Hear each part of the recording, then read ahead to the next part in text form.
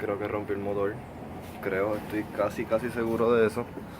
Tengo un ruido bien feo como por el cigüeñal y esas partes así.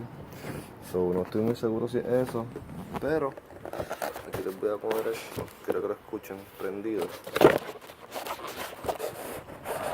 Y que me comenten qué ustedes creen que sea la posible causa de este ruido.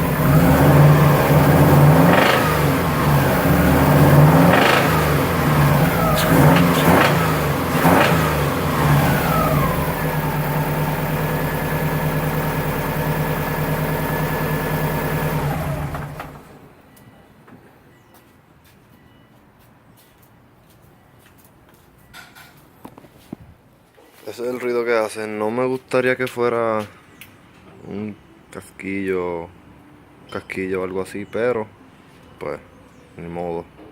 Si eso, tendré que cambiar el motor o abrirlo de nuevo. Por favor, déjenme saber qué ustedes creen que puedo hacer.